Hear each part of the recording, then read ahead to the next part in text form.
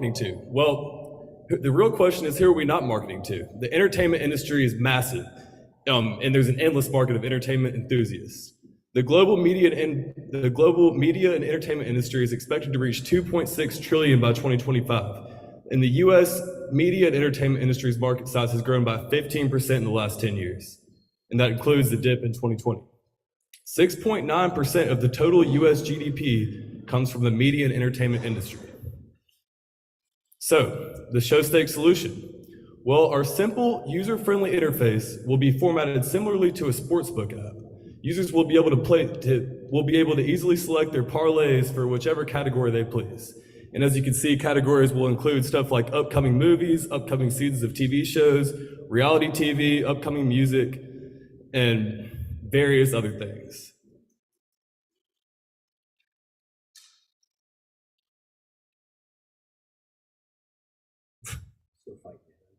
Yeah, it's changing on here.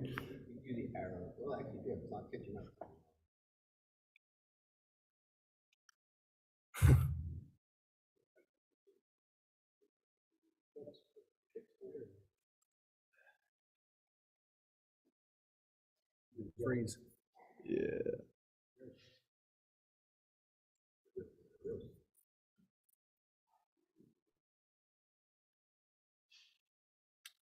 Did freeze entirely. All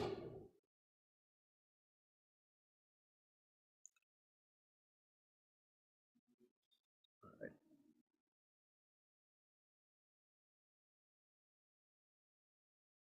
Anyway, we're gonna give this guy a do-over. So let's take a short break. Let's fix the tech problem real quick.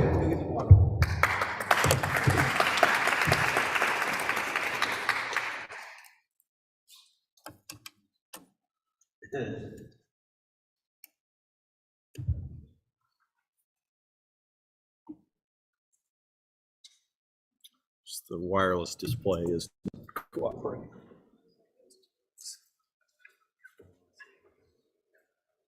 This is why. Always be prepared. Where did you do?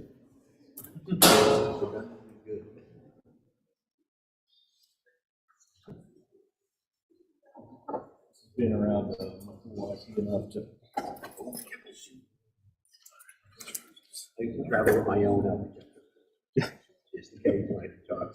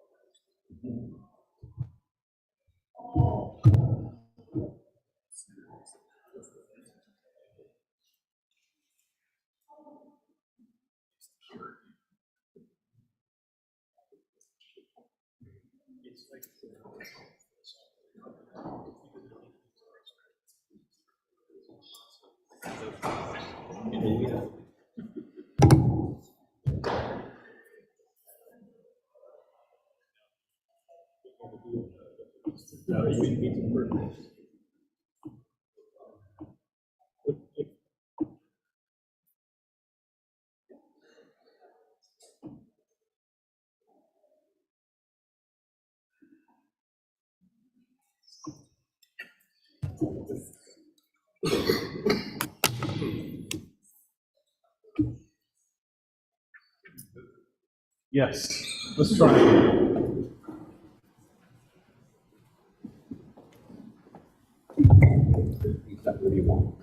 All right, I'm gonna just go ahead and restart entirely if that's all right. So, show stakes. So what is Show Stakes? Show Stakes is the ultimate app for TV and movie enthusiasts. With Show Stakes, users will have a chance to place predictions on their favorite upcoming TV shows, movies, musical albums in hopes of winning small cash prizes based on the outcome. So who are we marketing to? Well, who are we not marketing to? There's massive markets. This is a massive market with no chance to win money in. The global media and entertainment industry is expected to reach 2.6 trillion by 2025. The U.S. media and entertainment industry's market size has grown by 15% in the last 10 years, and 6.9% of the total U.S. GDP comes from the media and entertainment industry. So the ShowStakes solution. Our simple user-friendly interface will be formatted similarly to a sportsbook app. Users will be able to easily select their parlays for whichever category they please. Now, so all the talk about sports books and parlays might scare everybody a little bit. You might be thinking, I thought gambling apps weren't allowed in this, but the answer is no, this is not a gambling app. So our interface will be formatted very similarly to a sports book, but it presents zero upfront risk for users. Users don't have to put any money down while placing their predictions. So how are we gonna make money? 3 main categories: ad revenue, in-app purchases, and premium subscription services. So, ad revenue.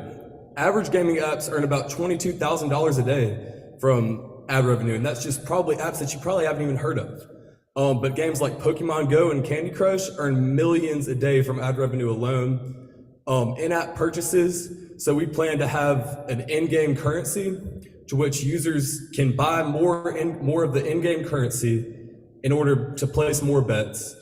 But if they just want to eliminate that whole process, they can get the premium subscription called ShowStakes Plus, where users can pay a monthly fee of $8.99 to be able to place up to 6 parlays at a time, as opposed to just the one ongoing parlay at a time that you can place with just the regular free version. So how are we going to market this? 3 main things: affiliate marketing through large and small influencers, social media ads, and search engine optimization. There's an endless amount of social media influencers that are willing to promote products on their platform for commission-based pay based on downloads or in-app purchases or whatever it may be. Social media ads, that will be the majority of how we'll market this. And even the biggest apps in the world like Snapchat, Instagram still use this method because it's proven to work. And search engine optimization. So raise your hand if you've ever looked up an app on the App Store, and then before you can find that app, another app pops up before it. And it has another app before you can even get to the app that you're trying to download. All right, me too. So we plan to use this method and pay to be at the top of the list when users are looking up things based on entertainment and music and whatever else. So as far as competition, there's nothing out there that exists that offers what ShowStakes will offer. There is a couple websites / apps that offer components of what ShowStakes will offer, but they're not very good, to be quite frank. The website predicttv.com allows users to create a league with their friends and predict how long TV shows will last, but with no chance of winning money. So with Predict TV, you can predict how many seasons or episodes a certain show will go on, and you can compete with your friends with it. I'm not sure why they only offer that, but that's all they offer.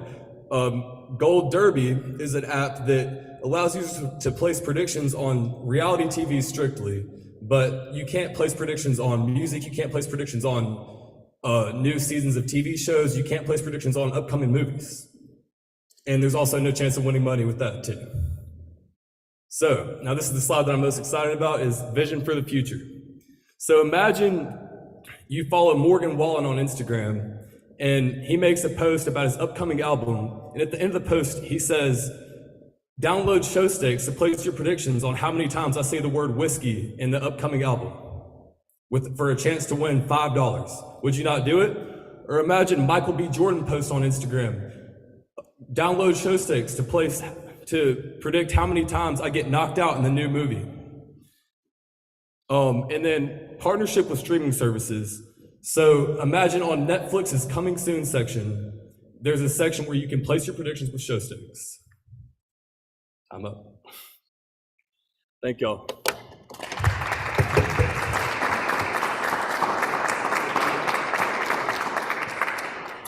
Awesome, thank you. All right, next up we just 5 minutes in. oh yeah, Q&A. Haha. You're almost done. Okay, so 5 minutes for questions. All right.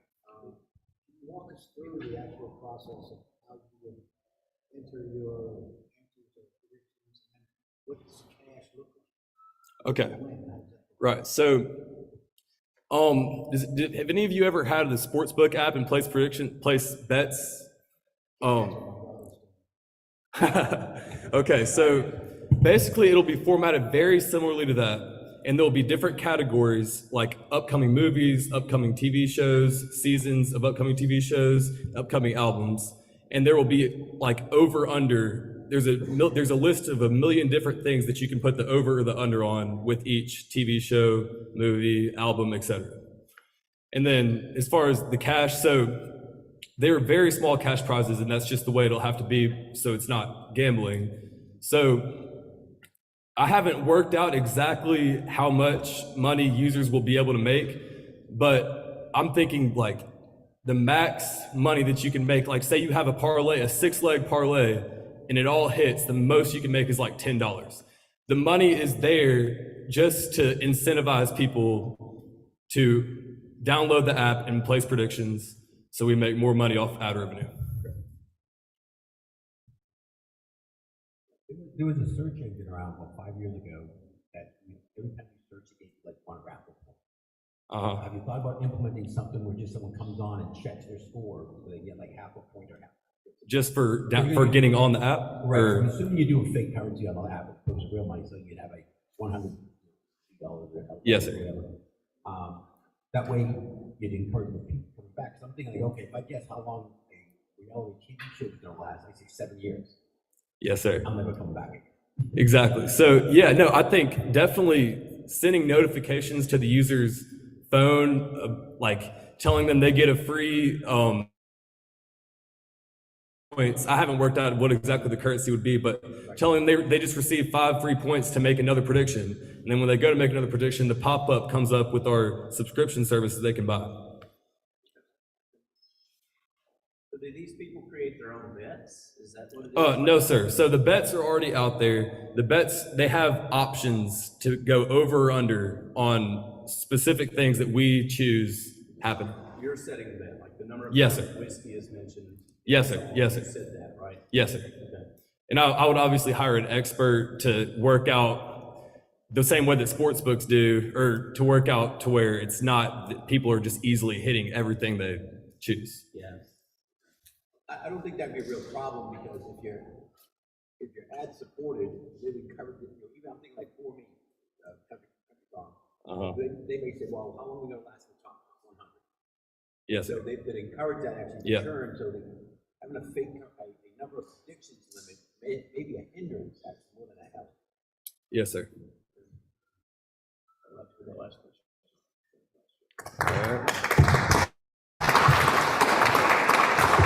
And that was show sticks. Up next we have Tesla.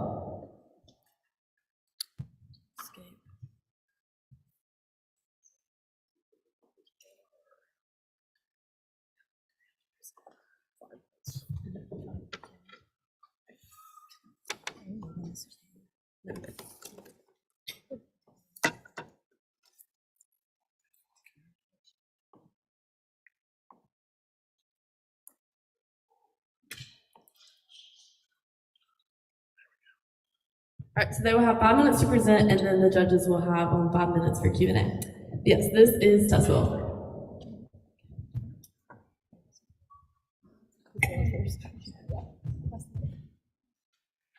Hey everyone, we're here to present to you a solution to be well, stay well, and of course, test well.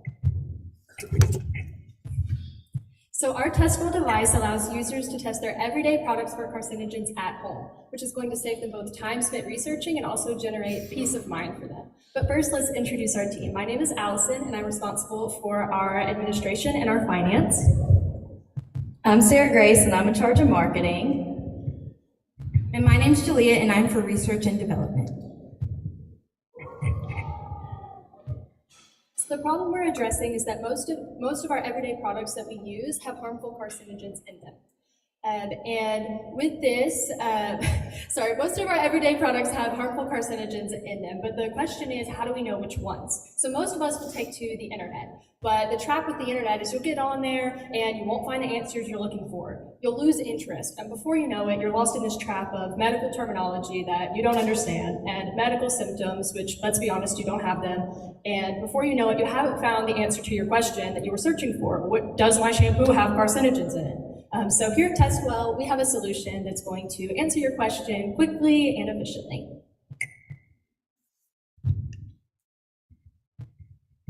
Our product solution involves a compact testing machine that will give you quick results on whether your product has high or low levels of carcinogens.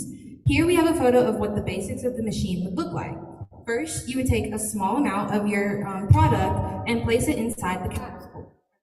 Place it inside the capsule, and then once you place the capsule inside the machine, it will produce a smiley face or a sad face. And then after that, you'll see a QR code that you can scan that will bring you directly to our app. As you can see on the home screen, you'll have our 4 main categories, which involves our recommended resources, alternatives, results, and tutorials on how to use the app in correlation with the machine. The second photo shows you things that you've searched in the past, that way you don't have to keep redoing them over and over. And then the final image is what you would actually see once you scan the QR code for the results. It'll have the carcinogen levels, artificial and natural substances, as well as other substances that couldn't be identified. So we have 3 primary sources of revenue. The first is the asset sales of the actual testing unit itself. Our estimated cost to produce from some numbers we've run have been $28.12 to produce the unit, and our price to consumers will be $49.99. We will also sell on our own website as well as retailers that could be something like Walgreens and other pharmaceutical companies. We will also have a premium app upgrade, and this will allow you to connect with your primary care doctor, see results of products tested by other users that you can connect with, and also have access to a larger library of health-related resources that Julia mentioned. This will cost you $12 per year. Lastly, we will have app advertisements, and these in-app advertisements will be nutritional products, health, lifestyle-related products. So based on our 35 preliminary customer interviews, we found 2 market targets, and that would be health-conscious Gen Z and parents. We hope with our product that they will find peace of mind in what they are putting in their body, and also save time doing research. In addition to social media, we want to partner with doctors' offices and researchers to help spread the word of our product. Our business is built on health and community, and we want to give back by giving them resources to test easily.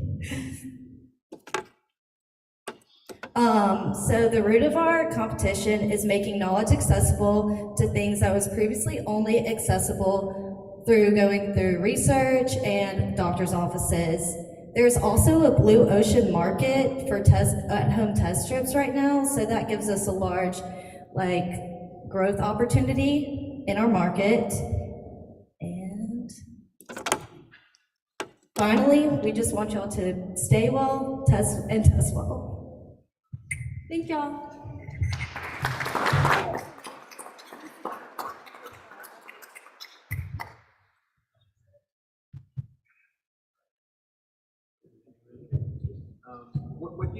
How far along?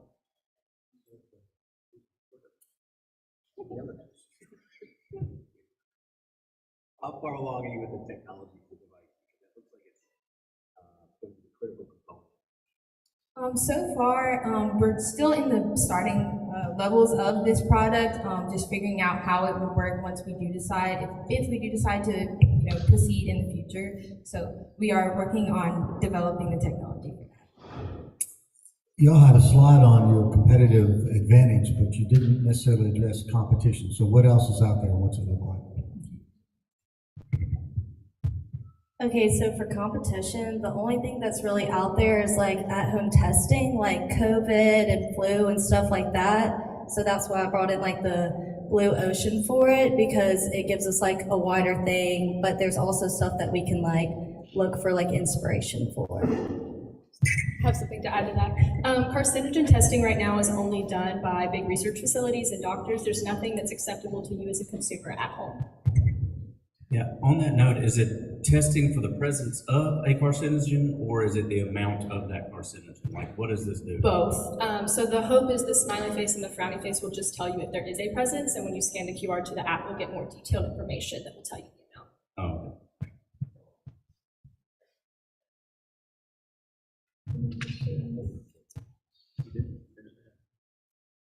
Oh, I'd assume the device would get kind of yucky after a while. What's your plan for aftermarket sales for keeping that clean, replacing components, etc.? So what we decided is that we're going to have the little capsules will have a liquid in them that you would place the product that you're testing in, so you're not using the same capsule over and over. You're just changing the capsule material, I guess you could say.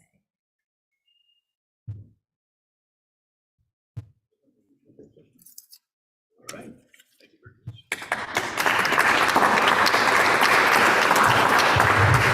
And that was Testwell. Up next we have Knapsack. You ready?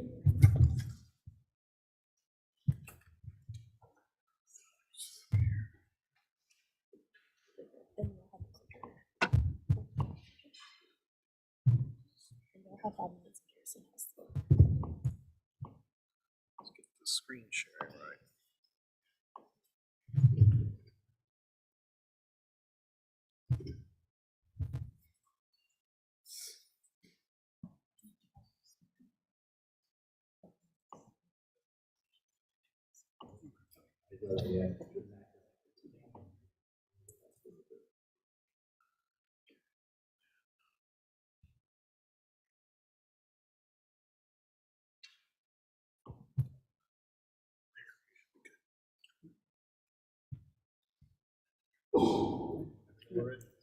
Thank you for coming. My name is Luke Snell. This is my partner, Ethan Holder, and our startup is Knapsack. So each year, over 10 million Americans go backpacking. For anyone unfamiliar what backpacking is, it's a combination of hiking and camping. So you hike in carrying everything you'll need camping that night on your back. You camp there that night, and then you continue hiking the next day. One of the main complaints backpackers have is the discomfort involved with sleeping on the ground. This is particularly a complaint with older backpackers. So this graph here shows the percentage of people in each age or in each generation who claim to be backpackers, and the largest group is actually Gen X, who are now over the age of 40. So we look in, and with backpacking, you're carrying everything on you, so weight and volume are a huge concern of what you're carrying. So the solution we offer is the Knapsack. It's an external frame hiking backpack that folds out into a cot. It will be made of a lightweight aluminum or titanium frame, and then the bag and the straps are made out of polyester. These are the normal materials for hiking backpacks. And then this will provide better sleeping arrangements than simply sleeping on a foam pad or inflatable pad that lays on the ground. If you go to the next slide. Oh, yeah, how it works.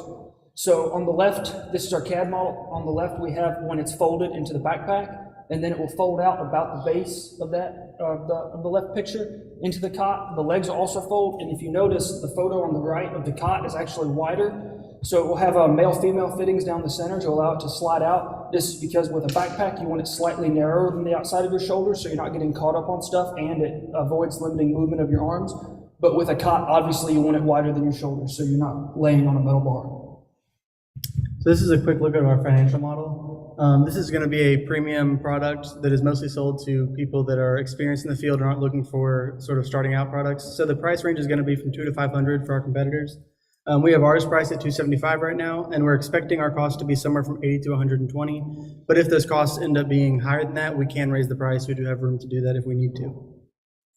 As for our marketing, our target customers are backpackers above the age of 40. To market to those people, our plan is to market through places like Facebook or other magazines and web ads. Some good examples would be Backpacker Magazine. The average subscriber age is about 39. And then Men's Health magazines and places like that, where you're going to see more older men or older people that may be doing this, seeing our stuff. Our plan to sell it is to sell through our own website, as well as through any retailers.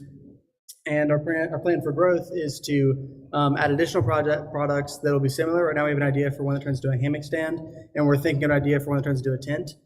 We could also add general products for younger audiences that aren't quite as specialized. such as just standard hiking backpacks or other camping gear. And then we can also diversify into products in slightly different fields or industries, such as general camping with tents and sleeping bags, or outdoor gear such as hiking gear or mountain climbing gear, or even just standard backpacks for school. So the competitive landscape, there's plenty of competitors. There's no shortage of companies in the outdoor market. However, another issue we'll face, external frame backpacks traditionally were the way to go backpacking.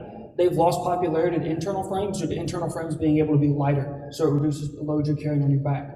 However, as far as our competitors, there's plenty of people in the market, there's plenty of people who make backpacks, and there's plenty of people who make cots, but no one makes a backpack that folds into a cot.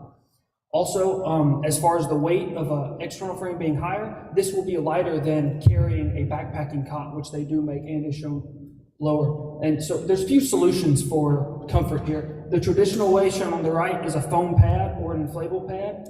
So it's softer than the ground, but if the ground is unlevel, it's no flatter than the ground is. The center one is a current backpacking cot. On the far left, we have our design. These both, you'll be off the ground, so you'll have that added comfort. Ours will be lighter, as I said, than carrying a separate backpacking cot, and easier to set up. What? Easier to set up. Oh yeah, it's easier to set up because it just folds out rather than puts together with several pieces.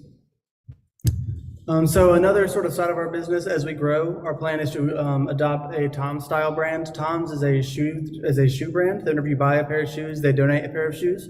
Our goal is to one day be able to, whenever someone buys something like this, we can try to deploy similar units out to people that are either homeless or are going through a natural disaster and don't have anywhere else to sleep. Here's a quick summary, and if you have any questions.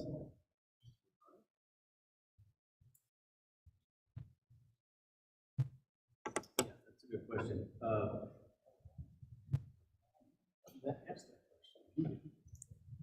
So is there something that goes over the frame? Yes, so there is a fabric for the cot. Yeah, so yeah, there is a fabric for the cot. We left it out because SolidWorks, where we made that model, fabric doesn't work super well in there. It's a little funky, and it kind of gave you a better look of the actual device without having a piece of fabric in the way. But yes, a piece of fabric will be in there, and it'll just fold up with the frame, and it should act very naturally. Okay, so does the price include the frame, the material, and the actual backpack, or Yeah. you're just selling the frame? It was both. Thank you.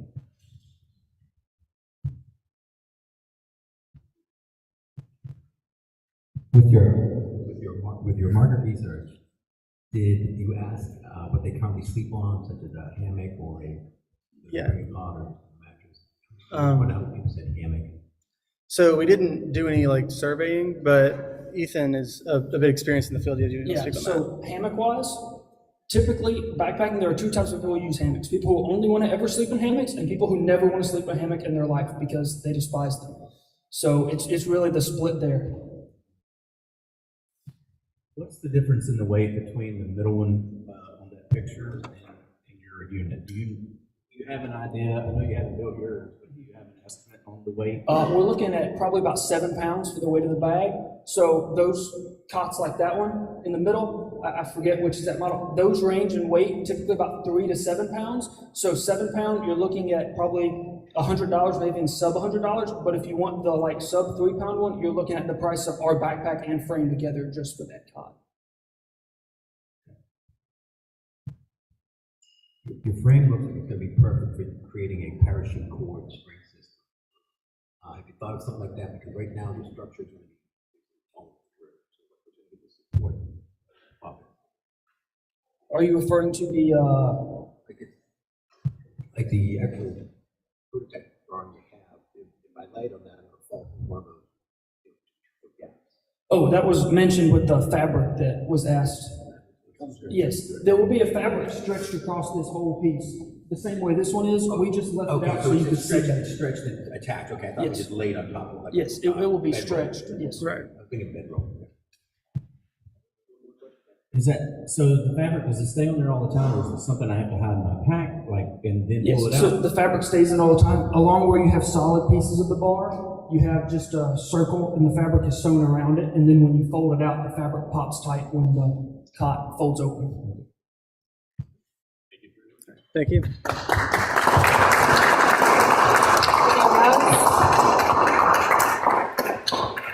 that was Knapsack, and up next we have Outrageous.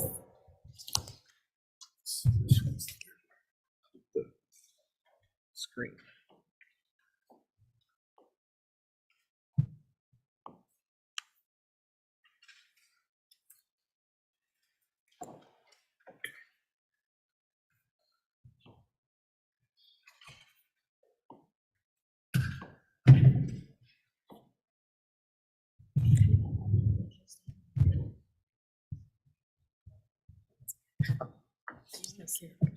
If that's all right, yeah.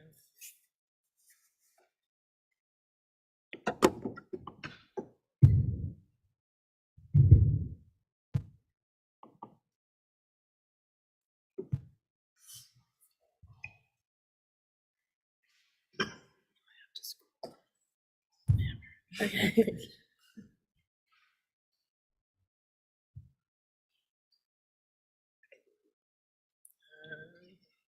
I think so. It's the down arrow, right? It's the down arrow. It's, okay. Okay. Good. Okay. Hi there. I'm Samantha Gregory. I'm a senior anthropology major here at Mississippi State. So being a student myself, I've noticed that in Starkville, there are very few options for our local demographic in the entertainment industry, aside from going to restaurants, going to bars, shopping centers, and MSU events, or driving to other places like Tupelo or Columbus. And I don't think anyone should have to go that far out of the way to have some basic entertainment needs being met. If these options aren't your taste, you're really a little bit out of luck. After talking with coworkers, friends, colleagues, people around the Starkville community and in other college towns, I've come to realize that this area is not being invested in. So how could I take care of this need and bring something fresh to Starkville? So today I present, probably,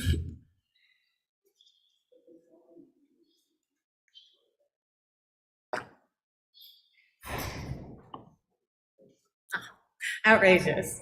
Outrageous aims to bring a new era of entertainment to the Starkville area with the goal of eventual expansion to other areas. This company will be a combination of indoor axe throwing lanes and themed rage rooms to provide a fun time for customers, leaving them wanting to come back for more. You can compete with your friends, blow off some steam, and leave feeling like you've relieved any of the work stressors of the day. So this is our team for now. This consists of me, myself, Samantha Gregory, and Christy Brennan. She is our social media manager and graphic designer. And she also works with a new company called OK Creatives. So you should check her out. For our financials, since this is very early in the planning stages, this is our rough business model for our venue. Aside from these upfront costs that we anticipate having in the profits, our axe throwing will have one game, which will consist of 3 matches, and each match consists of 5 throws per participant. So each participant will get about 15 throws per game, and depending on the size of your party, which is how this is priced for our axe throwing, it'll take about 1 to 2 hours. For our rage rooms, we just have a flat fee and a cap out at 10 people per room for 15 minutes, $20, and it goes up evenly from there per 15 minutes. And eventually in the future, we would like to do some kind of package or bundle to make that price go down. Between these upfront costs and monthly costs, we'll need about 250 customers per month to break even, and anything past that will be profitable for us. So for our marketing, we plan on in-house, in-store, doing things like memberships, discounts like student and military, and hosting events like Greek life, social clubs, high schools, churches, and eventually have a place for live music. We have a lot of local talent here, and I think it's a good idea to expound upon that. For our community engagement, we have our social media platforms and would like to work for local partnerships in the Starkville community in the future. Our competitive advantage. The only other direct competitors we have in Starkville is Gunco, and they have a small axe throwing lane kind of as a side business for their company, and they are outside of the city limits. While they're a well-established company, their promotion and investment in their axe throwing is a little bit different from what I plan on doing. Fun stress relief in the form of axe throwing and rage rooms is the main focus of my business, rather than being a side part of it, an extension. Scalability terms. The dream is to one day be like the top golf of indoor axe throwing and rage rooms. So it's something that can expand outside of just college towns. As per Starkville, there's a new influx of students each semester with freshmen and transfers, so that's a way to keep us relevant to the demographic. And in the future, I would love to partner and donate with local VA hospitals or VFWs. I come from a military family and have a lot of close relatives that have been in and out, so that kind of passion project for me, I believe God's called me for that. And this brand is an extension of me, so I'd love for it to be represented well. Thank you so much.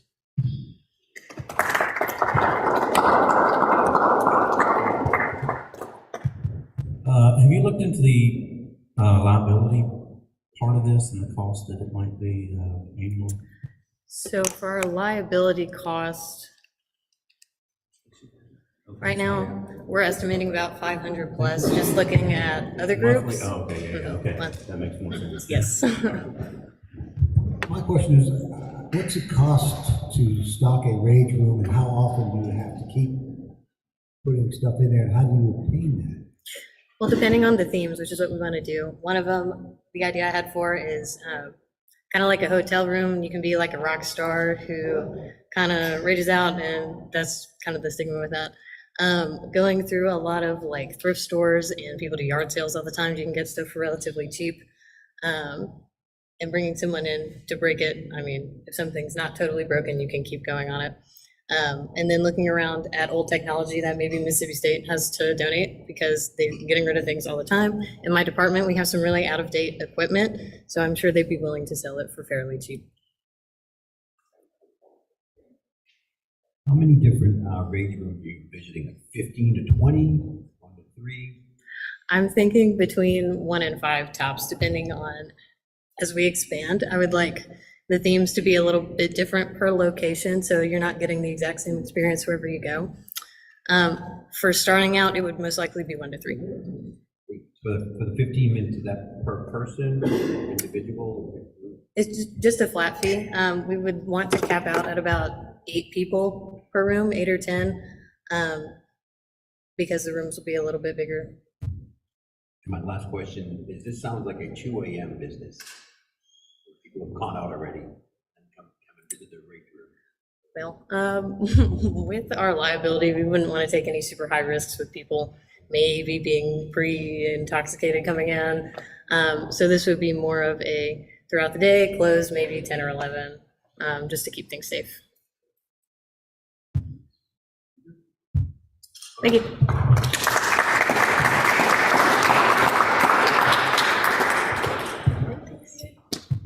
Awesome. All right. That concludes our business concept portion of today's competition. So if the judges, if y'all will follow Nicole, she'll take y'all to the judges' room.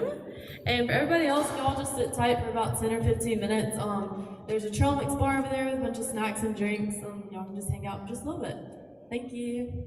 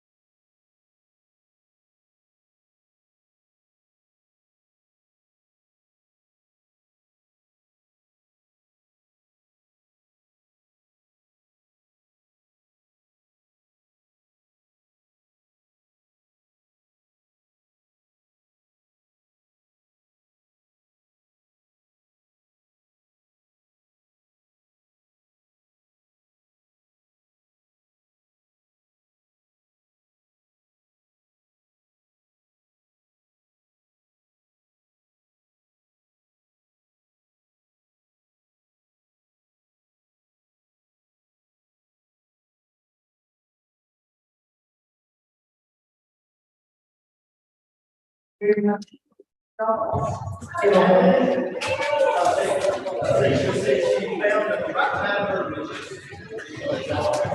before we start this, we're gonna let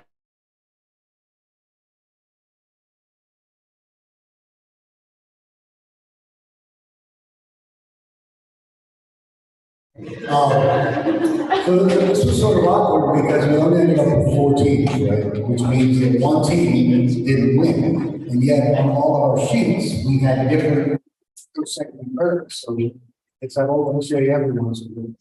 And it came down to really not here or there. So while we certainly want to celebrate the folks who won, the one team that did just understand how close it was, and encourage them to pursue their idea.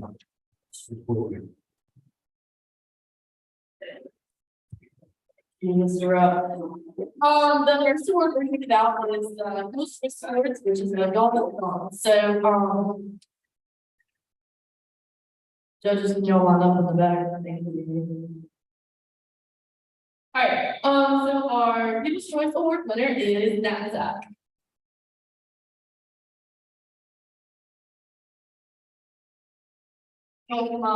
Brothers and sisters.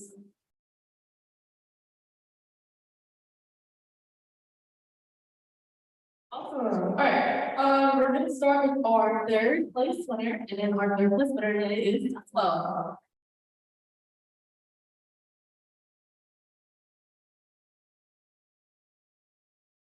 Yep.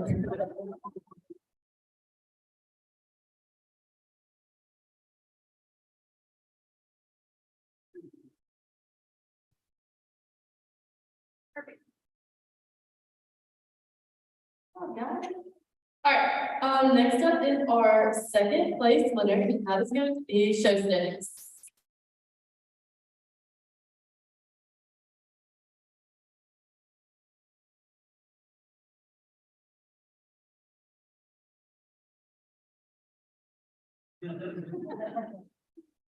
Perfect. Thank you.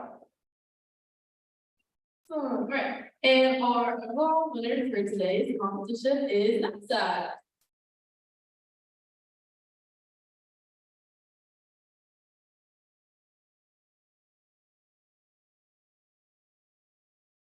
Awesome. I can get all the winners with those checks up here whenever y'all get a second. But yeah, congratulations to all of you.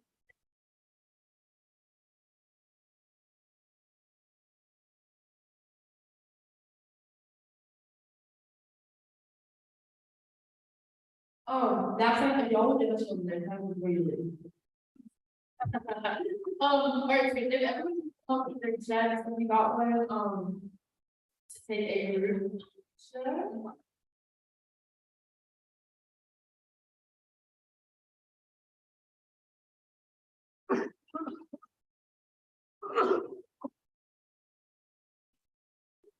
They already have to like really a lot of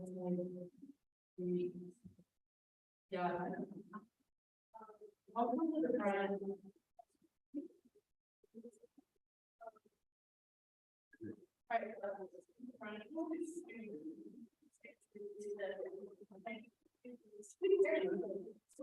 Yeah, so you two be in the front and y'all do a little city squad. There we go. Right. And she's on the 1, 2, 3. Beautiful. Wait 8 seconds. And awesome. Thank you. Awesome. Thanks, guys. We have our new product 1 vision just after this, so if y'all feel free to stick around if y'all want to listen to that, but if not, enjoy the rest of the evening, and thanks for coming.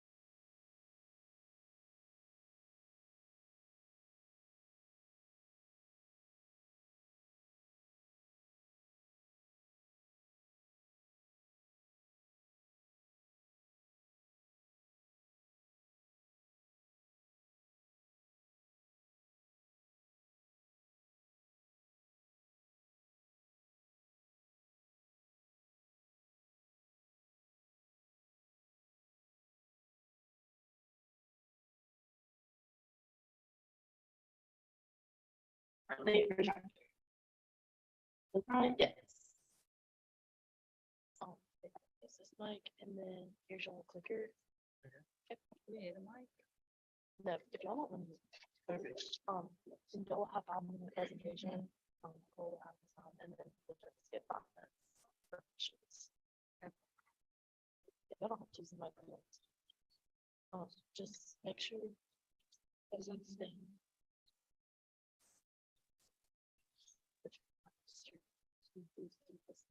Yes, stand behind the podium. Yeah.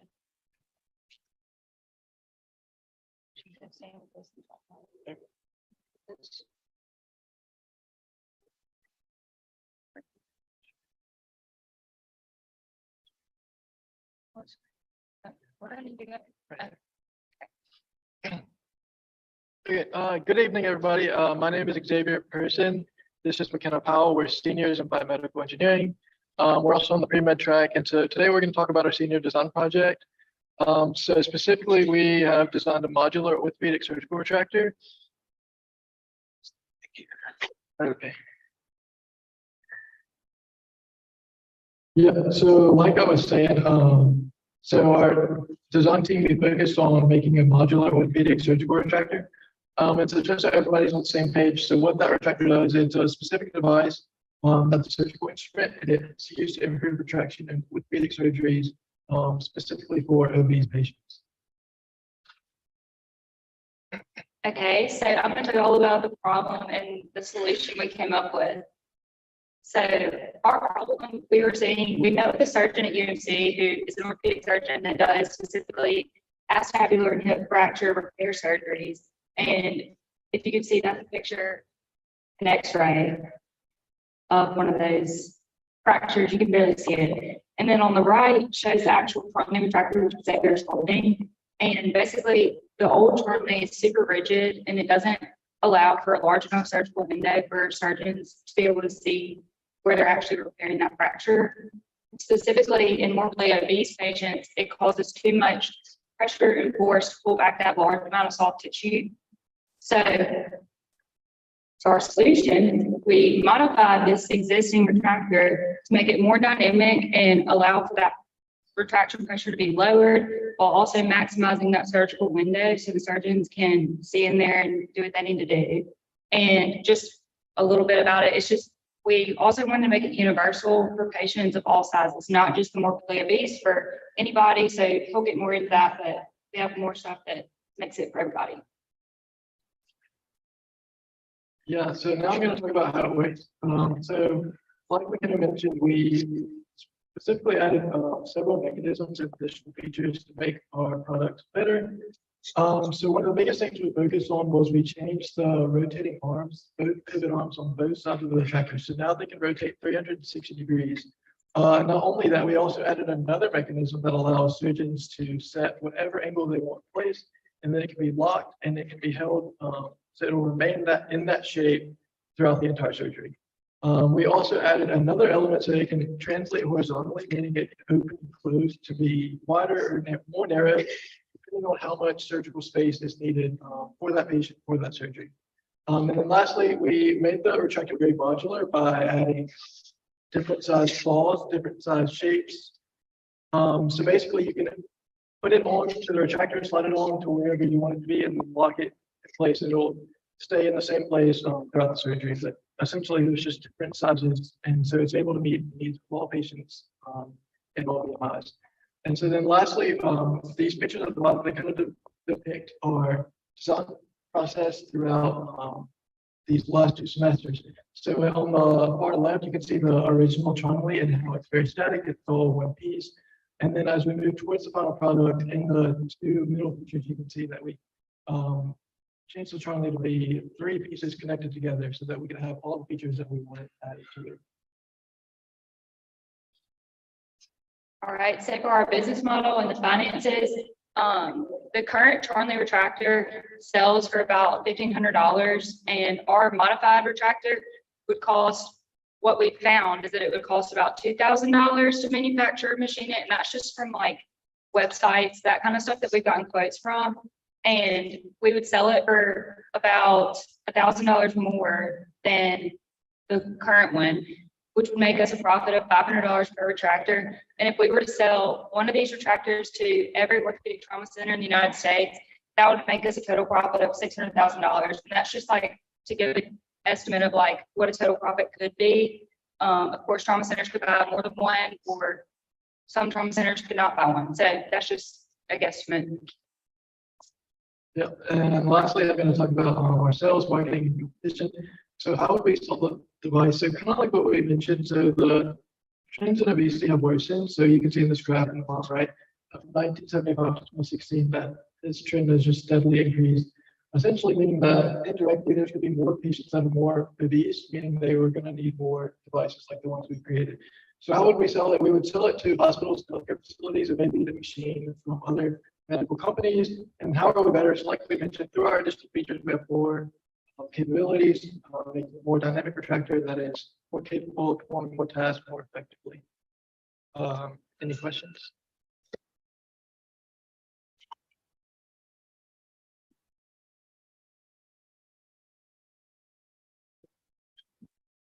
I have a question. Yes, sir. I have a question. I have a question. How much of your device is technical by property or So we're actually working with the ECAB Center right now, and also you can see they have a PAT division team down there. Essentially everything that we have made on this new retractor is intellectual property new that we created. And the old Charlie, I believe it was created in like the 1920s, so that patent has run out. And it's not protected. It's very old. For the most part, many like trauma centers don't, or they use the same original one that we've shown you. how often do these devices need to be replaced? And surgeons on their likely adoption? Yes, sir. So we met with our client as a surgeon in UMC in Jackson, and he actually got contacted by surgeons all across the United States, like in Arizona. They contacted him and they were like, how do you operate on these larger patients and stuff? So the need is definitely there. And he kind of made it sound like it was something that it was just like a pain in the butt, that they don't like, the surgeries take longer, they cause infection. And he's like, everyone needs this, they just don't have it. It's not there. They can do the surgeries, obviously, but so yeah, we talked to him extensively about this process. So he's been kind of like our go-to advisor. Yeah, kind of like our advisor. And then also to answer your first question, so the device would eventually be made out of surgical stainless steel, which is high-grade stainless steel, meaning it can be sterilized under high pressure and high temperature. So you could potentially only need one, and you could just buy different size clauses depending on what you need. Yeah, and so we also, I didn't talk about it, but we made the shape into a hex shape, so you could take a standard wrench and turn it during surgery. So essentially, you wouldn't need to buy any other additional equipment to use it. You could use what you already have. So my question is kind of piggybacking off of his. So let's say on one slide, you say if you sell it to every institution, you can make a profit. What happens after you sell it to every institution? Right? Is it something that they buy once and then they wouldn't need anything else? Like how would you continue to make money over time? So I believe we would outsource it to like Medtronic, like Valcor, who actually make surgical equipment like this. And so potentially, if we're making that such mass scale, we can lower the price. So it wouldn't even cost $2,000. We can lower that significantly. But then other than that, they would handle all the machining, and I think that's everything. Yeah, it's more like getting our idea like protected, and then also getting it to the surgeon specifically that we talk to, and getting it machined so it can be used, and then trying to get the word out there to those companies as an option. Thank you.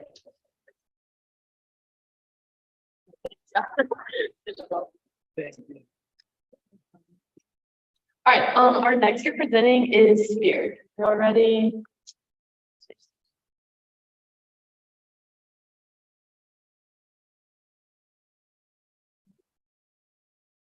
Huh? Okay. On YouTube. Just go upstairs. No, upstairs. No, it's okay. Just don't get close to each other. Okay. Okay. They just bounce off each other.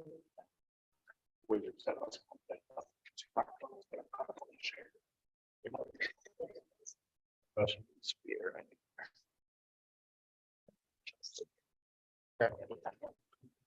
All right, slides up. Look at that, please.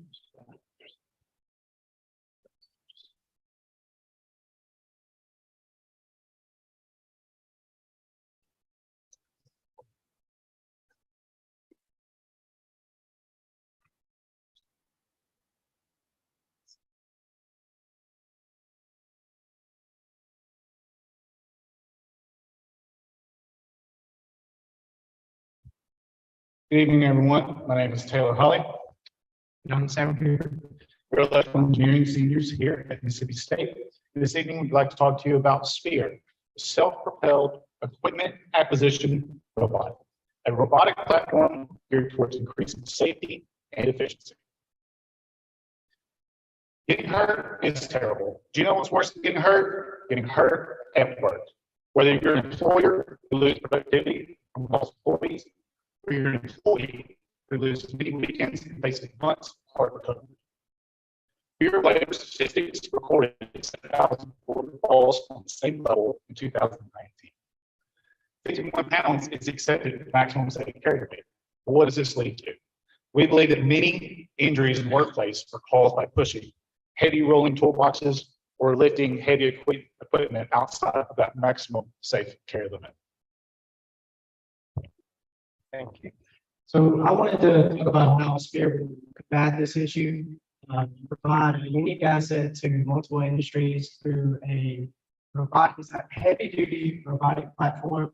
It's basically going to have a remote, so either the user will be be able to use a remote to direct the robot in whatever direction that they want to go, but it's also going to feature programming balance. The way that we're going to do that is it's going to be really easy for the user to implement. It's going to press a button to set it in the teach mode and then take it along the desired route. And it's going to track its movement, and then it will be able to read the route later in the future.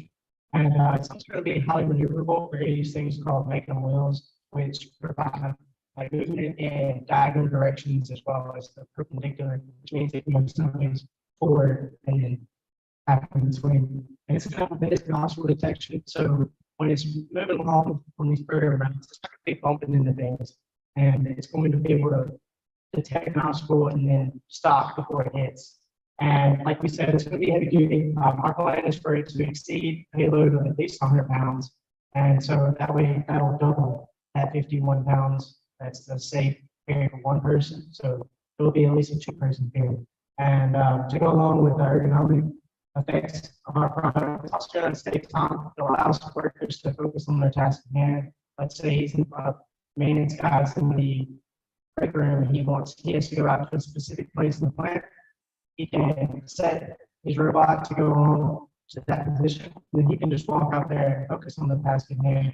And then by the time he's addressed the problem, he knows what he needs to do. His toolbox or whatever kind of equipment that he wants out there will be there.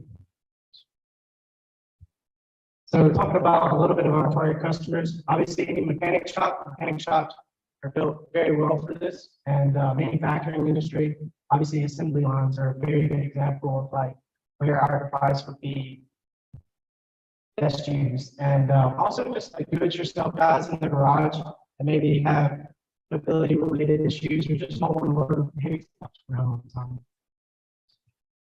And how do we plan to reach our target audience?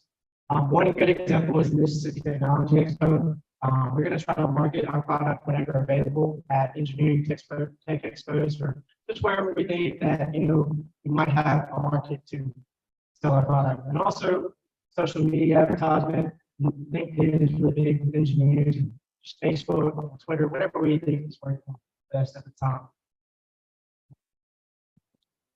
Who's our competition? Why is our product better? Autonomous mobile robots already exist. A picture of the Tiago, the disc robot, is pictured by number 12. These are small autonomous robots that can drive around factory floors and carry small payloads. The problem is that the average AMR cost is $30,000 per robot. Another example of a programmable robot that can carry a small payload is the Starship food delivery robot. With a $2,000 budget, Sphere is a heavy-duty alternative. Sphere's budget is 7% of the average annual cost. Any questions?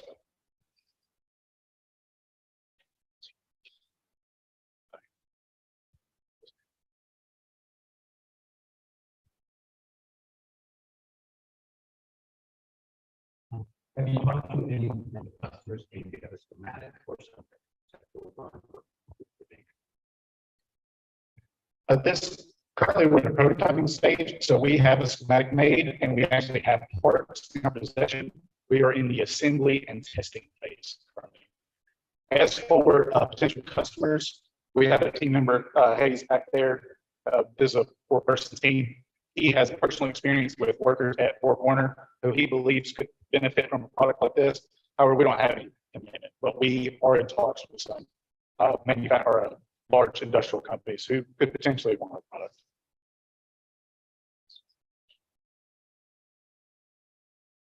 Want to make sure we're so cost efficient. So one thing that is different about our product and what's out there right now is autonomy is like a scary word in the industry. A lot of like just regular workers, they think when they hear autonomous, they think, oh, like this robot's coming from my job. Our product is designed to aid workers. So this technician, he no longer has to push his toolbox around. He doesn't have a robot trying to take his job or anything like that. It's not scary. Like we believe that companies in the industry would be more willing to buy our product because they think that their workers will be more accepting of our product. And also, $30,000 is a lot of money. $2,000 is a lot easier. And we believe that it'll have just as much capability. It will have enough capability for like a need. So it's like serious, like stuff is serious stuff that make like so. The 30,000, why the 2,000? Why is it 2,000? Oh, okay. Well, if you get into like all the different levels of technology, basically a lot of autonomous is it's a very complicated subject. So basically, these vehicles are able to drive around completely by themselves. Like you had a device, it could tell it to go over there. It could plan its whole route over there. Our product doesn't do this. Our product, like I said, we use a teach motor and they direct it along that route. And we're going to have obstacle detection, so it's not bumping into everything and it can correct its route, but it doesn't have as much capability, but it also allows our product to be much cheaper.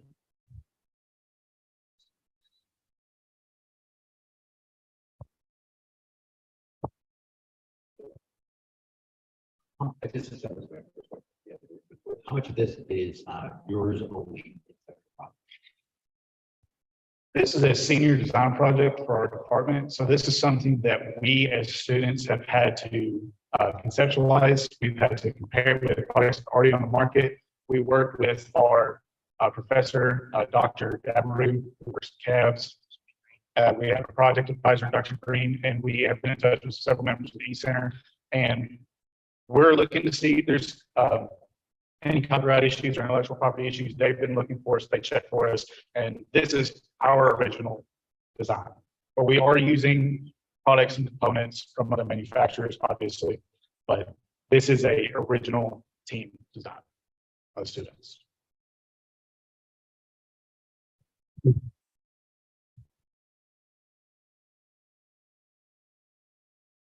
All right.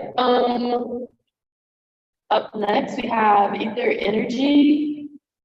Not here. Yes. Yes.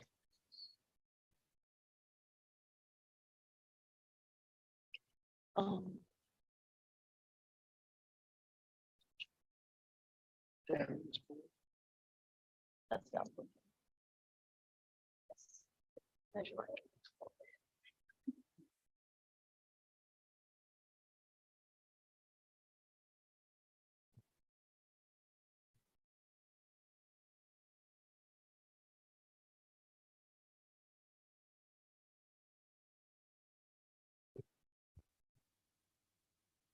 Hello, my name is Samuel Bates, and I'm excited to present you with Aether Energy. We have modified an over 200-year-old technology to profitably produce hydrogen for industrial customers. All of this is carbon neutral. Industrial hydrogen is a large and growing market with over $164 billion in sales every year. The 94 million tons of hydrogen produced go to a variety of different industries. If you want to refine oil to make petroleum or plastics, if you want to make ammonia, fertilizer, if you want to reduce iron to make steel, you have to use hydrogen. The problem today is that almost all of the hydrogen in the world is made using steam methane reforming, a process that emits almost 1 billion tons of CO2 every year. To address this problem, we have turned to a nearly 200-year-old technology, biomass gasification, and modified it to optimize it for hydrogen production. Biomass gasification at its core is simple. It takes heat and pressure and uses it to turn biomass, in this case wood, into gas. As I've said a couple of times, it's over 200 years old. It was invented in the 1700s and was used for over a century to provide the majority of the world's gas and oil needs.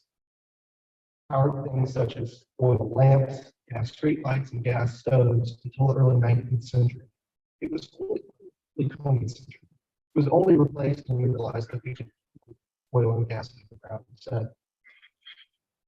You're actually probably familiar with the process to some extent.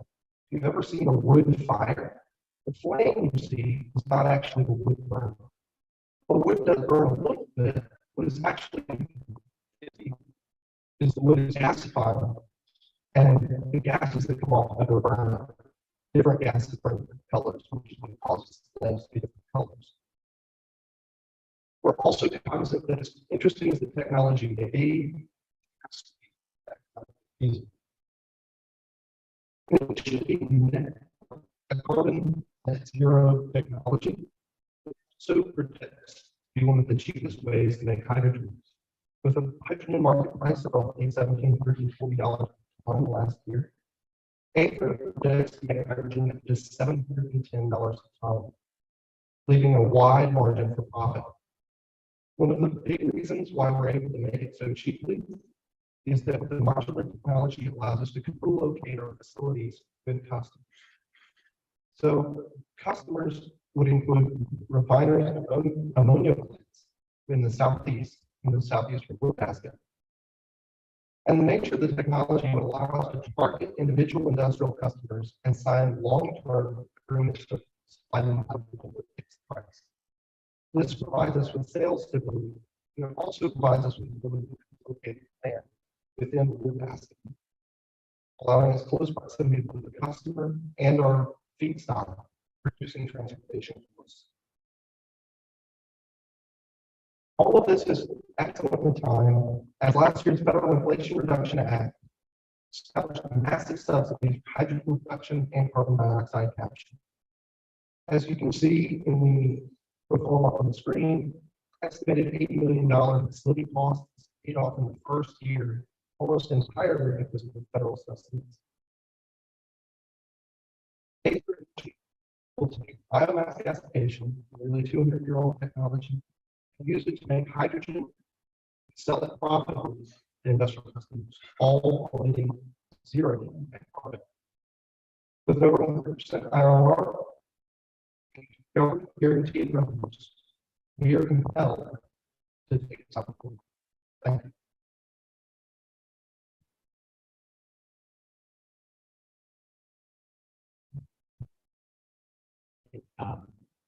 So this is a really practical and physical plan. Idea. I have two questions. One, where did your original predecessor for this idea come from? And the second part being, have we looked at any federal grant opportunities that would apply to this type of thing? So the first question, the original idea, I did a presentation about commercialize. While I was there, I was exposed to quite a bit of biomass technology. And one of those was biomass gasification. As I got further along in my curriculum and saw some of the need for hydrogen, which I also saw at my internship. I didn't know much about. I thought put the two together. After putting them together, doing some preliminary designs and preliminary financial modeling, it became clear to me that it would work and be fun. As for little brand opportunities, the same act does establish some brand opportunities, but most of them have a cost like equity investment. One of the biggest issues for deployment of this size is actually it's too small to have a cost and it's too large. Most of the investors looking to build a chemical plant invest $500 million to $1 billion. 80 million is really not enough. And it's also too big for someone who's looking to invest $1 or $2 billion. Thanks, your question. Again, all of us is what byproducts are produced.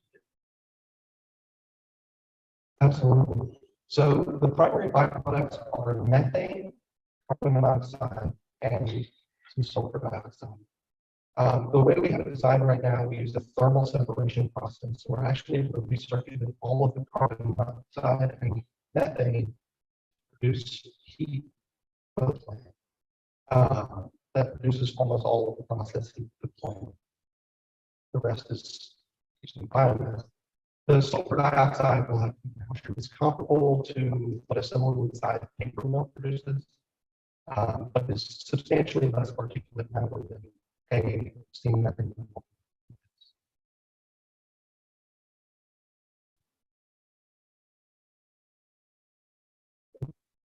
With the sulfur production, how are you going to capture that smell? Absolutely. My honest answer is I don't really answer that question. It's terrible. It's terrible. Yes, sir. Absolutely. Absolutely. Thank you.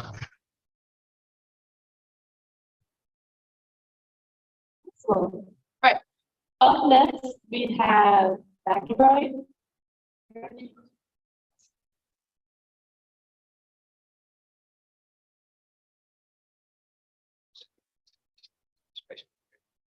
You'll use this clicker.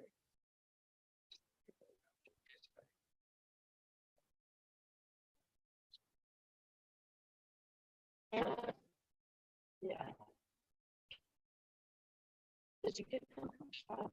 Yes.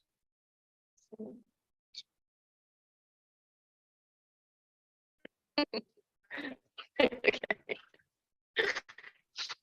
Yeah. Like that. Can you push the space bar still? Yeah, that's perfect. Okay. What's the? You just wants to just. Hands. Yeah. Okay. Right. Just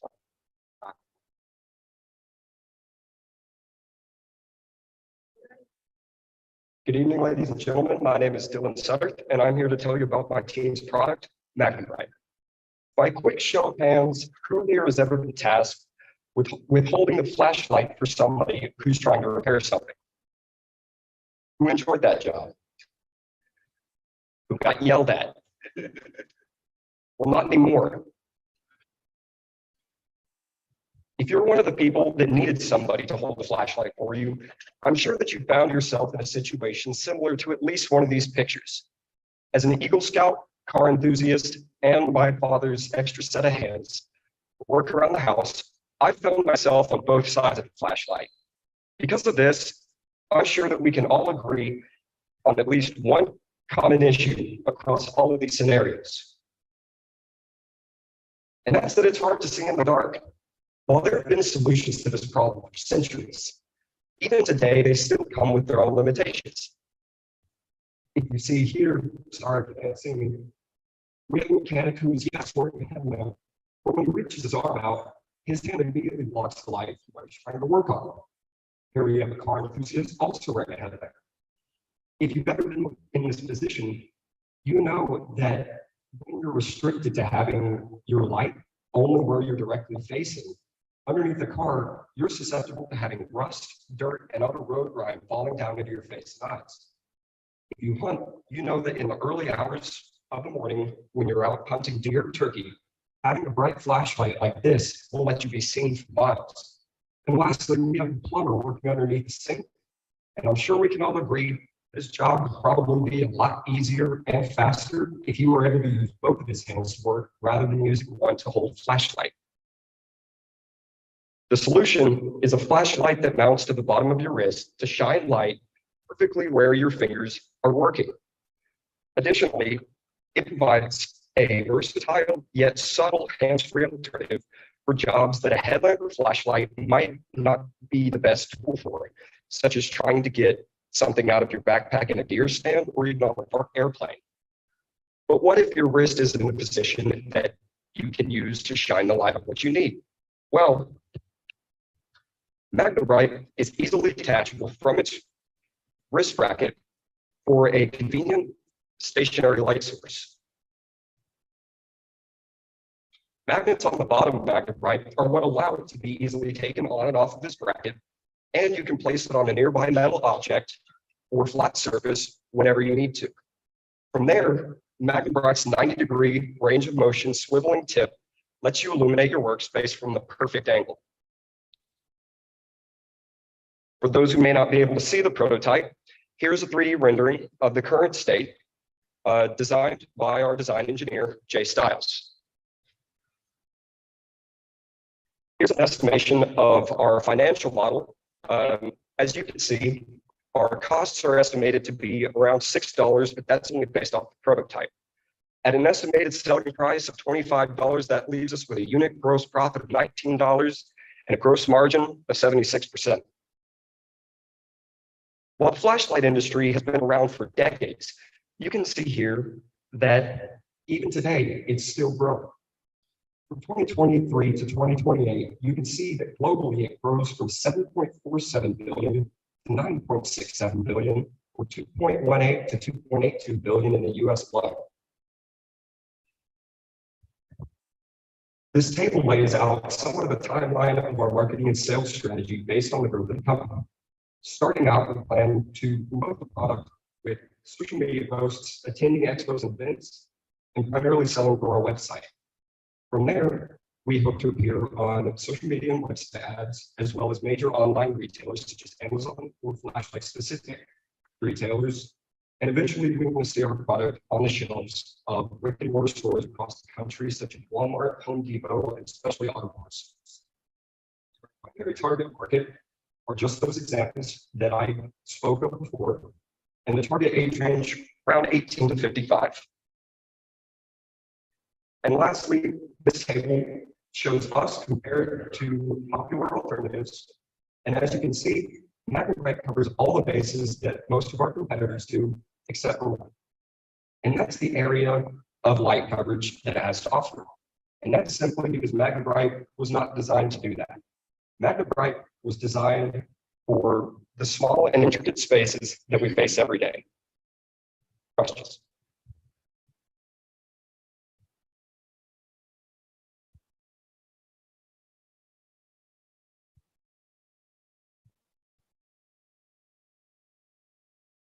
I think it's questions that will actually go together.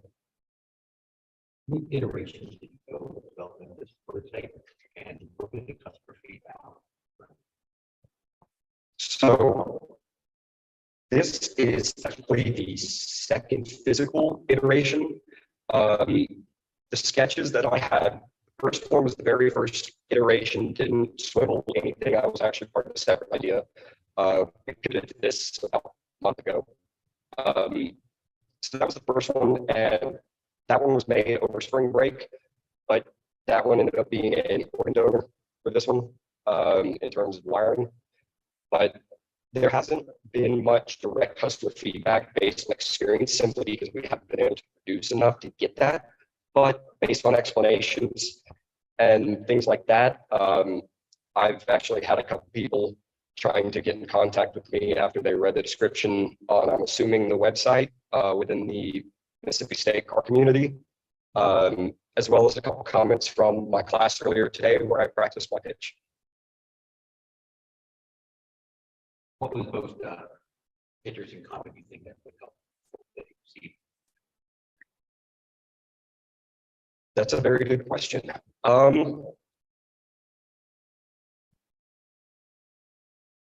had one person ask about how I might expand the brand and things like that, which I do have ideas for that, possibly backpack strap mount that you could attach to like the way when you're more outdoor, broaden the market of the outdoors community there.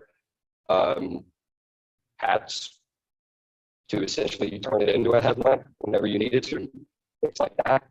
I suppose that's the closest thing that I have for that, but I have yet to, be able to receive questions like that. So please ask more.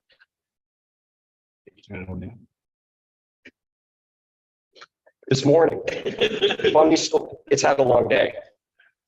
It stopped working, and then about an hour before this, I dropped it on tile because it's resin printed. It shattered into about 12 pieces. And so myself and Jay Styles, the one I mentioned before, had a lot of fun with super glue, and it is empty now. It's just a curious question. Why hasn't anything like this been? I didn't know clue. When I was doing research through patents and everything, I was fixating trying to find it because I honestly couldn't believe it. All the other similar products are intended to be mounted to the top of the wrist. Not a single one mentions being on the bottom, which every time I've seen one of these, I was like, why would I buy that? Because my hand will immediately block the light. And they're entirely stationary, I guess, on the wrist. None of them detached for this. Can you go back to the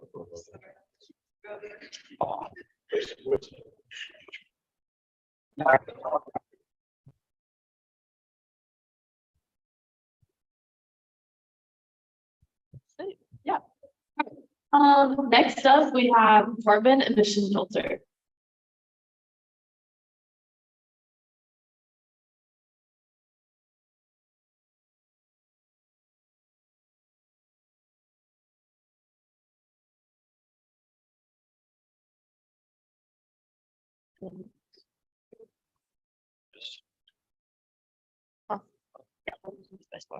Okay, you have 5 minutes. Hi, everyone. My name is Eli Harrington. I'm a mechanical engineering student here at MSU Center University, and this is my partner, Connor Quinn. We are presenting to you a new technology that we've been researching and developing over the past year, and that is a carbon capture via graphene oxide injection. This is a base zero system. We believe that we can capture up to 90% of all carbon emissions on any type of exhaust going through a pipe. If it emits carbon, we can capture it. That includes toxins such as carbon dioxide, carbon monoxide, and hydrocarbon sulfates. Look over here. We have a basic exhaust in, exhaust out, with a 5 nozzle manifold up here. It's being pumped in, funneled out, demister pad, make sure it stays. And over here, we have the most novice exposed over. The newest function is actually is this recycle chamber. What this recycle chamber does is we absorb carbon, we collect it, we send it to the recycle chamber, and we convert that carbon back into graphene. We can then reuse that absorbed graphene to recapture carbon over and over again. This lasts 4,000 hours of use. That allows the cost of our unit to put the system to down to less than 10%.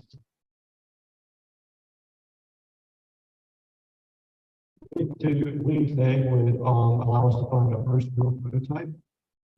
We estimate its cost to be about $3,500. Because that cost is relatively high, we haven't been able to make a real prototype yet. It would be something we would be doing over the summer.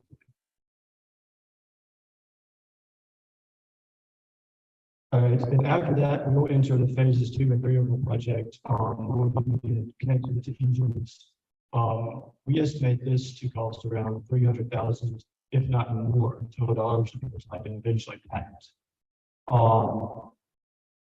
It is worth noting that the actual unit price per unit of the system that we would sell is probably not going to be more than $2,000 That expense comes from a very expensive experimental testing and collecting data. Our long-term business goals is we want to patent the system and chemical we're using. We will sell access to our patent to other manufacturers. And we will sell the chemical and manufacture that ourselves. We believe we can get enough future investments and grant from the government and other investors that we can fully integrate that and manufacture it in the home business, possibly all across the country. We really foresee using this in every car, every factory, every tractor, everything that's in the meeting department. We see our system being used in.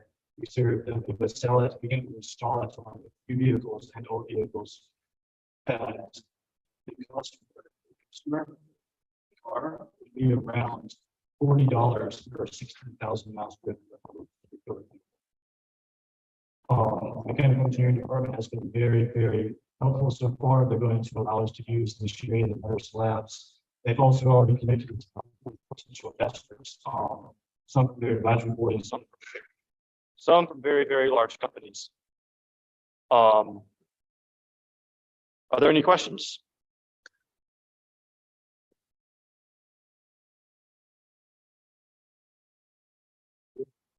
With the overall push for electric vehicles, electricity, how sustainable, how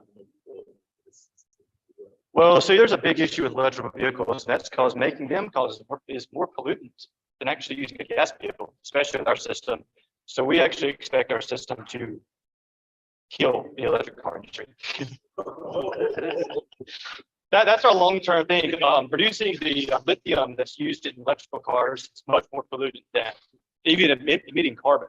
So we don't think that it would be a very long-lasting thing. We think it would be turned back more of a petroleum-based vehicles. That's our personal opinion. So how would we change perception of this right now?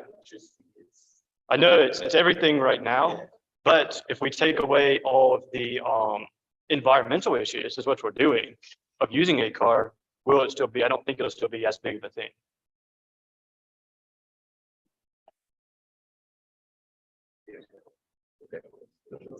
Okay, I guess I have a couple of questions. What is the chemical that you're using for injection? The chemical we're using is a mix. The functional chemical is graphene oxide. Graphene is a hexagon one-dimensional chemical made of carbon. It's actually carbon in a hexagonal form. It absorbs carbon and nitrogen, and it can pull it out of pretty much any existing chemical bond. It'll be mixed with several other chemicals that act as catalysts. As part of intellectual property, we're not planning on sharing each individual chemical. All right, so this has to go into some type of a holding tank? Yes, that holding tank is a tank for holding and recycling. That tank contains catalysts that convert the carbon that we captured back into graphene again. The size of that? Only because we're selling this to both large factories and cars, we foresee it to be about maybe 3 gallons max on a car. On a large factory, 15, 20 gallons. Sound right? I don't quite understand your question. It would be almost instant. The recycled almost instantly. The chemical is resynthesized almost instantly. Is graphene stable? It's not flammable? Yeah, it is not. It is a very, very stable. It's considered a wonder chemical, almost like water. So what's water? Currently, we are still a little bit in the development stage before I look at marketing. We believe that we already have companies that have expressed interest and some individuals. But we believe that we will not have to market it very much because as soon as companies see it, and also the mechanical engineering departments been connecting us with those companies, they're going to want it. We're not selling to individuals, we're selling to large companies. Yeah, I just go like you say, there's companies that's talking billions into the initial paper. And public perception, even if it may be more harmful, public perception is a thing you have to think That's true, but at the same time, even if we don't get the automobile industry, we would still get a lot of factories, power plants, who are also dumping CO2.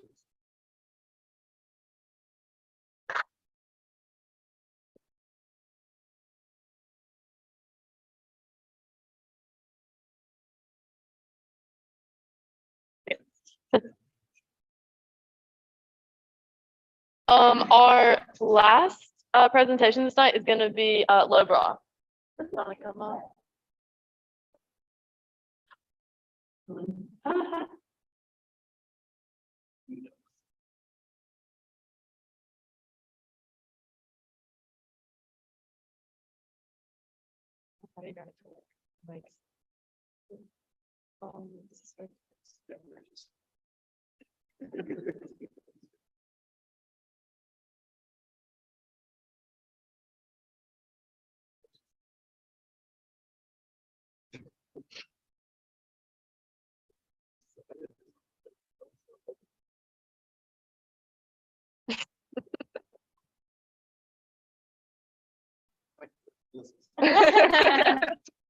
I know, I mean, we didn't plan on presenting to all men, but here we are, so.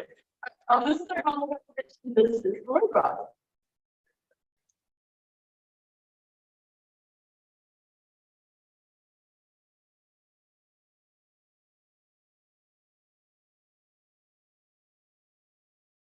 Hey everyone, my name is Elizabeth Strong, and this is my partner Hannah Smith, and today we're going to introduce y'all to the LO bra. So breast cancer is an underlying problem that many of you have already faced before, whether that be a family member or a personal relation. Everyone has pretty much been affected by it. Not only is this an awful disease, but it also comes with a lot of underlying factors, and we hope that our product will limit a lot of those outside factors. And this brings us to the LO bra, that's also known for the lingerie orthopedic bra. So about 297,000 new cases of invasive breast cancer will be diagnosed to women each year. Women facing breast cancer often struggle with a lot of different underlying factors, as I mentioned before, like infections, multiple trips to the hospitals, and also self-esteem issues as well. 78.7% of women who have breast cancer also have chemoports. Chemotherapy is a common treatment plan with patients who have breast cancer, and that corresponds with a chemoport put in. And so those people are also prone to infection. This is the biggest factor affecting patients, and that is infection. You know, I mean, if infection is the biggest thing, what are we trying to solve? Infection. Obviously, with chemoports, it's supposed to be a safety thing. It's supposed to be helping you. And so an additional thing within that that's supposed to be helping you, working against you, is not always great. And this is why we're zoning in on helping people through preventing life-threatening situations by notifying and alerting people when there's a problem with their infection rates. And we also want women to feel comfortable and have a confidence about them and what they're wearing.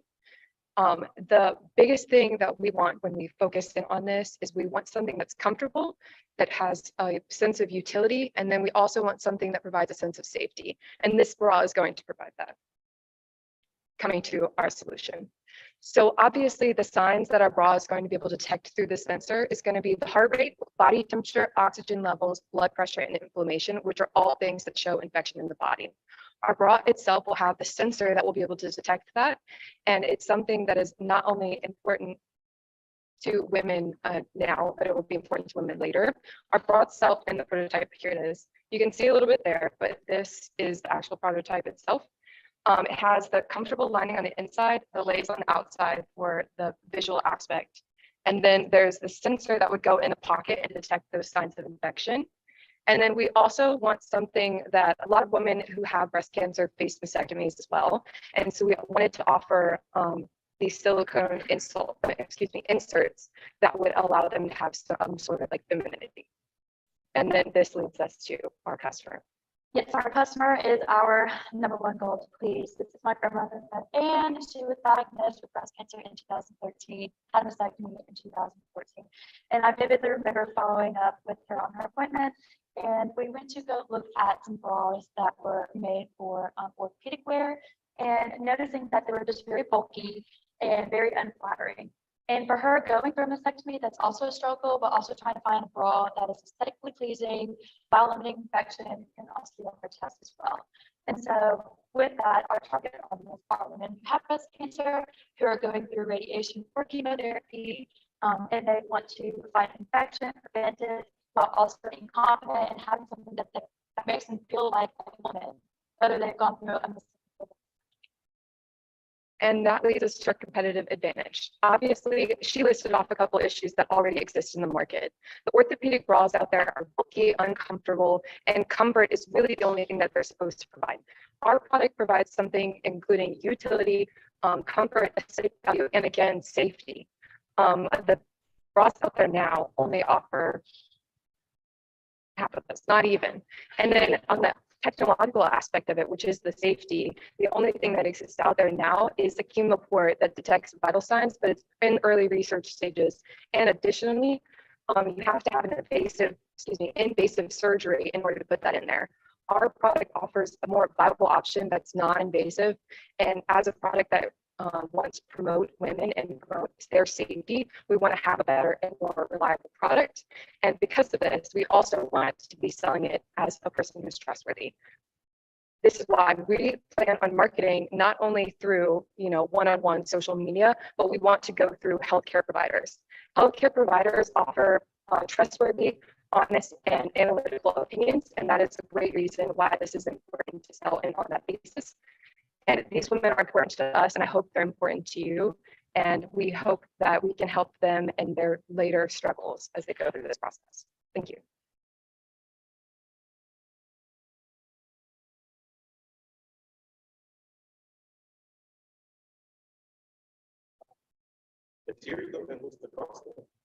So the thing is about the cost itself, obviously the technology is not as expensive as you would expect it to be because it already exists out there.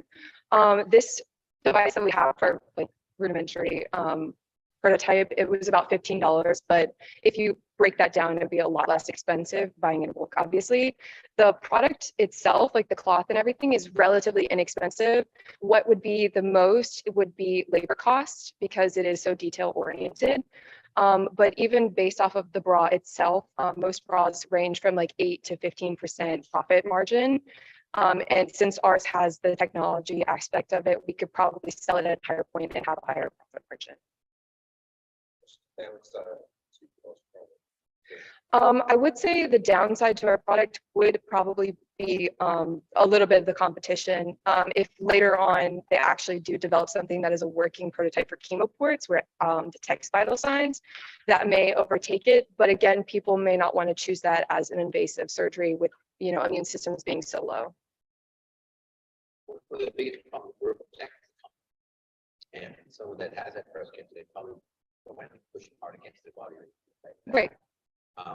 So have you thought about how to redesign the technology itself so that it would be almost like mesh wire or something like that?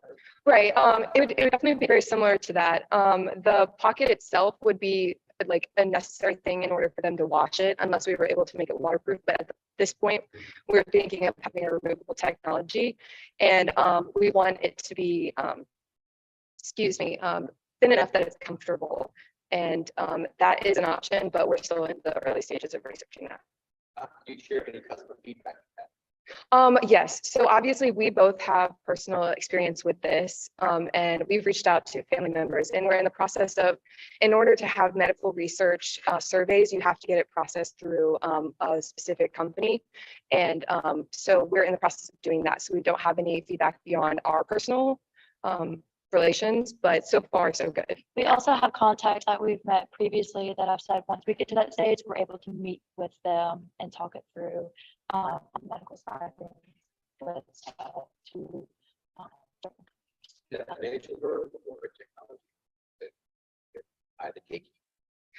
It's less of a financial, more so it's just a long process. It takes a while for them to approve the questions and make sure that it's like safe and patient confidentiality, that sort of thing.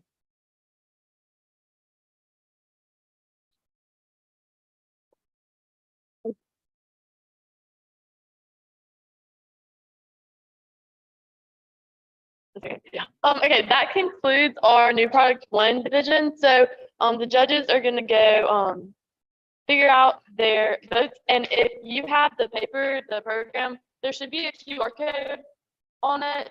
And that's what you will scan for people's choice. And the code for that is 949542. 9542. And it'll be new product.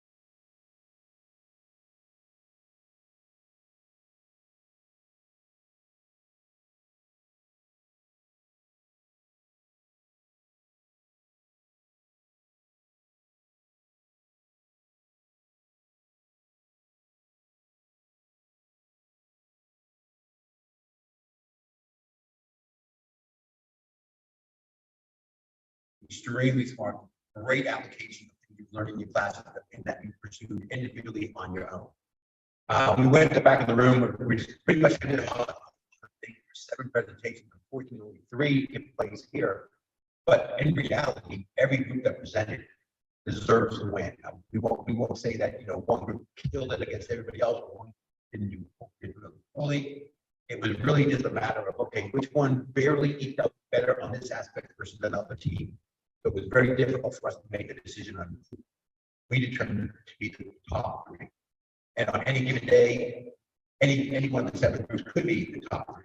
But today we did have a set list. All right.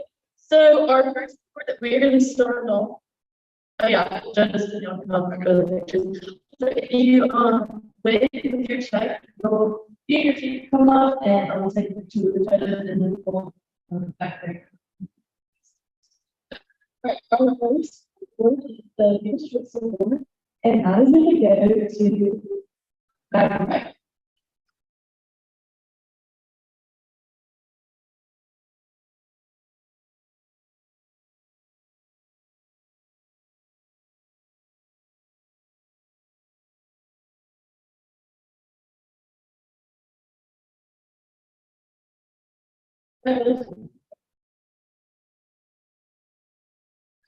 Our next award is going to be on third winner, and I'm going to be in qualified friendly round.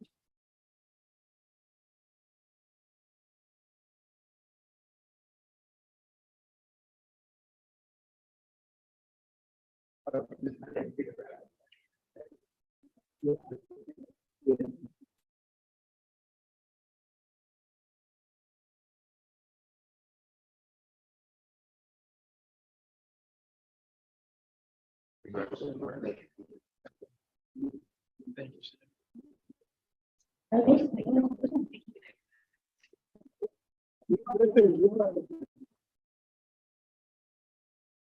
All right, next one is going to be our second place. I'm going to student.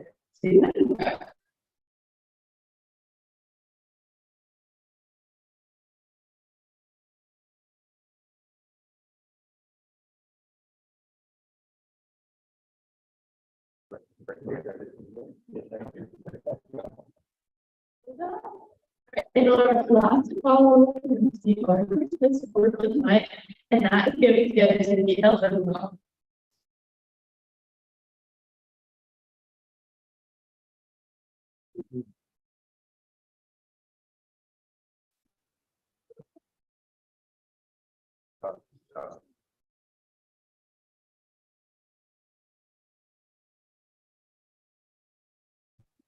And that includes our if you want to check if you're going to the right, and we're very sure with all the monitors, but we just really but we're awesome, and y'all feel free to take any pictures